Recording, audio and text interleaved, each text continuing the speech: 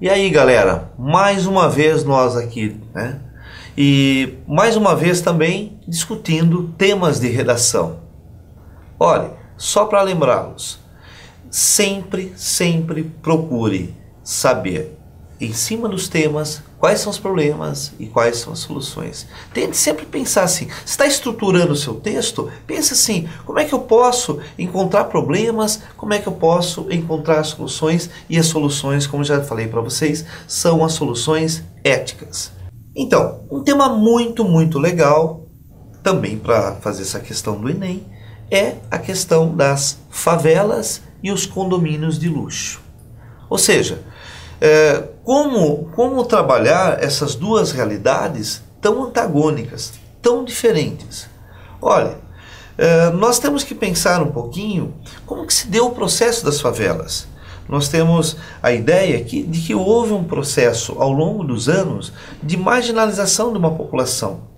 Nós temos que pensar também que essa palavra marginalização não é criminalidade. E essa palavra marginal, margem da lei, se confunde um pouquinho entre os estudantes. Ora, quando eu estou falando do processo de marginalização, exatamente eu estou falando do processo de descaso do governo para com as pessoas.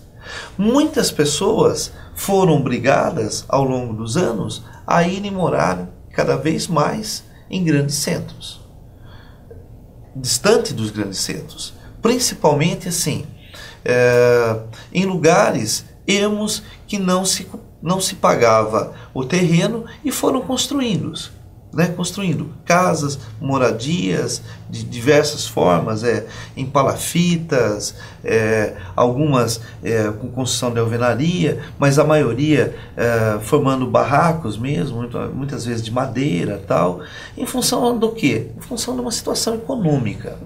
Então, nós temos de um lado um país que cada vez mais cresce favelas, o número de favelados, e do outro lado nós temos o oposto. Cada vez mais cresce o número de condomínios de luxo, que principalmente também são frutos do descaso do governo. Você tem assim, cada vez mais as pessoas procurando segurança. E em função dessa procura de segurança, você tem os condomínios como verdadeiras prisões de luxo. Bom, duas realidades antagônicas. E aí nós falamos, como evitar tal disparidade? Há uma exploração interessante aí, né? Aí nós pensamos assim, tem que investir mais no aspecto social. À medida que você investir mais no aspecto social, você vai eliminando essa marginalidade das favelas e você vai diminuindo a questão da violência que faz exatamente com que as pessoas procurem os condomínios de luxo. E aí nós temos assim, quando falamos em condomínios, não precisamos só ficar com os condomínios de luxo, mas nós estamos falando também da questão de dois mundos diferentes. Nós estamos falando de um processo de pobreza que aumenta e nós estamos falando também de um processo de riqueza que aumenta. E para não existir esse Brasil de dois extremos, aí sim, distribuição de renda.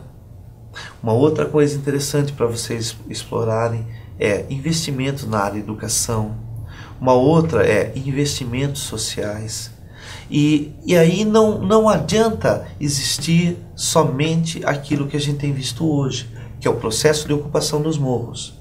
Porque o processo de ocupação dos morros, ele por si só, ele não garante, assim, para os próximos anos, a segurança tanto dos favelados quanto a segurança dos não favelados. Na verdade, assim, o que precisa é, além do processo de ocupação dos morros, é interessante que haja também a questão, principalmente, de investimentos nas áreas sociais. Ok, gente? Proposta número 6. Criminalidade no Brasil. Como segurar a paz social e manter o respeito à cidadania. Notem que aí já é uma questão de interrogação. Vou repetir. Criminalidade no Brasil, como assegurar a paz social e manter o respeito à cidadania.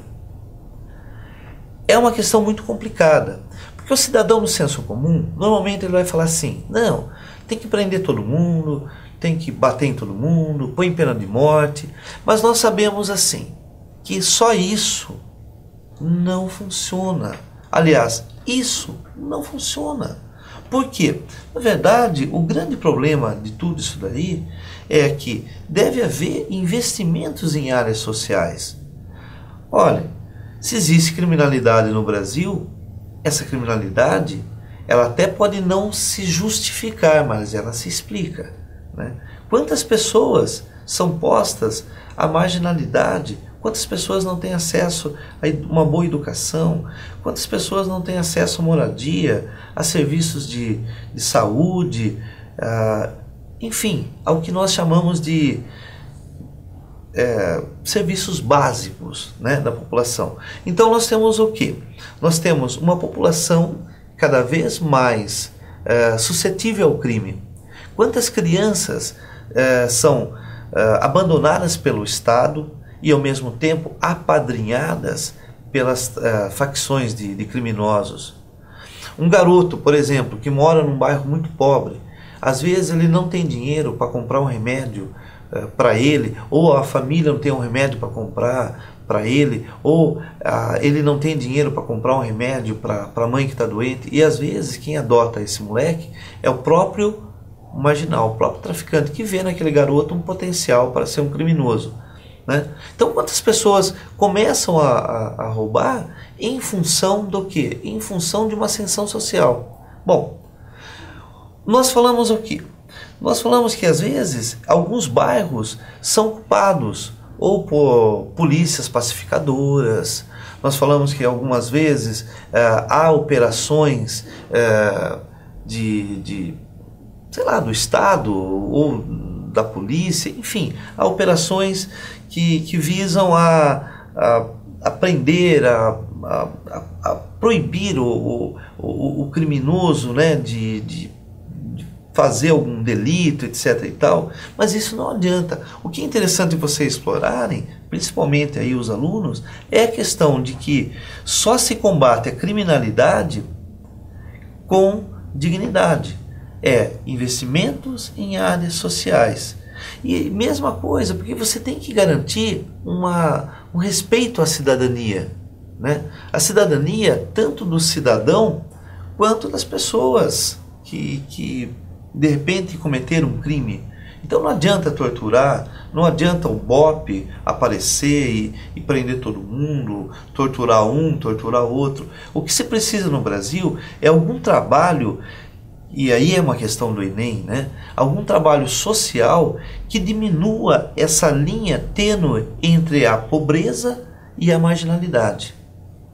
Porque o que muitos pensam equivocadamente é que todo cara pobre vai se tornar um marginal. Não, mas assim, às vezes a pobreza excessiva é um caminho para se tornar marginal. E aí é uma questão importante. O criminoso, ele não surge do dia para a noite. Ele é um processo de construção, é um processo de construção social. E isso, senhores e senhoras, podem explorar muito bem no Enem, ok? Bom, aqui nós temos um outro tema interessante, mas muito interessante mesmo. Principalmente para nós que vivemos uma sociedade de consumo. Exatamente isso. O tema é como adquirir produtos sem se tornar escravo do consumismo. Na verdade, esse tema ele vem em função de uma pergunta que é bastante interessante. Nós percebemos que com o advento da mídia e principalmente assim a exploração de determinados comerciais que são muito sedutores, nós estamos nos tornando cada vez mais consumistas. E é uma diferença muito grande, né? Eu vivo numa sociedade de produção de produtos, e eu vivo numa sociedade capitalista, tá, tudo bem, mas eu posso ser consumidor, que é uma coisa diferente, e eu posso ser consumista, que é totalmente diferente. Olha, enquanto consumidor eu tenho necessidade de comprar determinados produtos, enquanto consumista não. E quem direciona isso para construir esse consumismo é a mídia, que cada vez mais nos vende produtos que às vezes a gente nem utiliza, nem tem necessidade de comprar, e nós fazemos exatamente isso, nós acabamos consumindo. Bom, esse crescente consumismo, ele se intensifica logo depois da Segunda Guerra. E isso é importante para nós, principalmente para vocês explorarem, né? Hoje você tem, quando se fala comprar um tênis até a década de 70, 80, você tinha 1 ou 2 marcas, mais ou menos, 1 ou 2 pares de tênis diferentes ali, né? Você tinha, por exemplo, 3 ou 4 marcas. Hoje você tem, alguns estudos dizem que nós temos provavelmente perto de 500 marcas diferentes, e cada um deve ter N modelos. Então, só para nós nos situarmos, né? Nós compramos hoje celular, coisa que não tinha antes.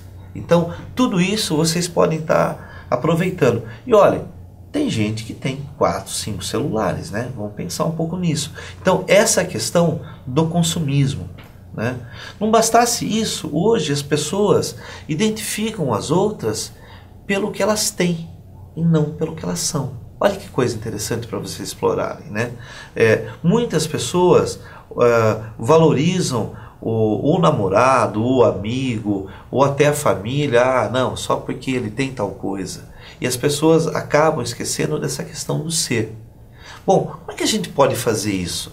Novamente, nós vamos voltar à ideia da educação, da consciência, mesmo porque quem consome muito também está contribuindo para a destruição do meio ambiente, né? Então, esse tema ele passa até por uma exploração, às vezes ecológica, né? E dentro dessa ótica que nós estamos falando aí, o ser humano acaba se tornando cada vez mais um objeto.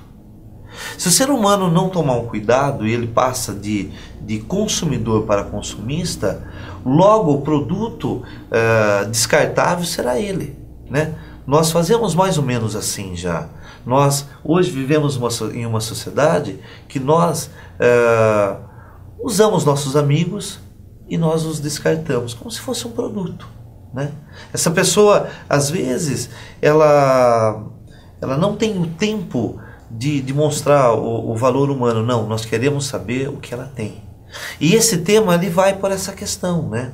Como adquirir produtos sem se tornar escravo do consumismo? Como eu posso comprar algo sem ter essa questão assim, eu tenho que comprar algo? Não, eu tenho que comprar alguma coisa pela necessidade minha. E não porque isso vai me dar poder, e não porque isso de repente vai me dar um status melhor. E isso é importante o aluno perceber dentro do tema. Esse como adquirir produtos sem se tornar escravo do consumismo é um tema mais que interessante, é um tema apaixonante, porque você vai poder explorar exatamente isso, que nós vivemos numa sociedade de consumo. Nós temos que comprar para sobreviver. Nós não somos extrativistas. Nossas compras que nós fazemos, elas têm que ter uma consciência. E essa palavra é uma palavra-chave para o aluno usar. Consciência. Tá ok, queridos? Obrigado pelo esse tema. Ok. E a proposta número 8 ali de construção de texto, que é o nosso tema número 8, ele é muito legal também, principalmente se nós pensarmos nessa coisa da saúde, né? Então, a liberdade de fumar e de não fumar, né? Como garantir tais direitos? E esse tema é mais polêmico ainda, porque assim, liberdade de fumar e de não fumar. Nós estamos falando em duas coisas ali básicas. Garantir uma segurança para aqueles que não fumam, mas também não infringir a liberdade e o direito daquele que quer fumar. Bom, para falar um pouco sobre esse tema, nós temos que fazer uma retrospectiva e pensar na indústria de cigarro no país. Talvez vocês sejam bastante jovens, mas já tenham visto em em propagandas, aquelas propagandas maravilhosas de cigarro, até os anos 80, 90, que elas eram um estímulo para quem, mesmo para quem não fumasse, um estímulo para fumar, né? Eu mesmo me recordo da propaganda do cigarro, né? Uma marca muito famosa, que tinha um cara montado num cavalo, o cenário era bonito, o cara trajava roupas bonitas, lembrava um cowboy, aquele espírito de aventura, e a mensagem: fume determinado cigarro. E isso fazia com que não só eu, mas todos da minha geração fumássemos. Então, o que nós estamos falando de novo? A questão da mídia incentivando as pessoas a fumarem. Bom, paralelo a isso, as leis que proíbem o uso de cigarro em estabelecimentos fechados, né, fizeram com que cada vez mais esses fumantes fossem tirados de seus, digamos, aconchegos, dos seus barzinhos, dos seus locais de fumo, né? E essa descontração tabagística já não existe mais, né?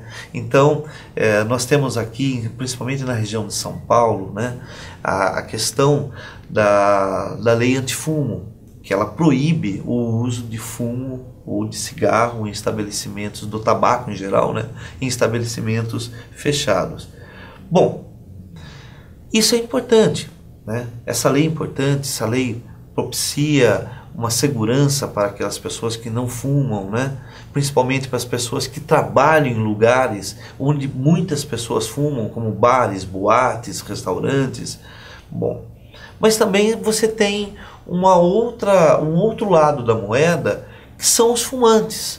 As pessoas que fumam têm reclamado um pouco sobre isso. Bom, e aí a gente volta para uma questão da consciência de novo.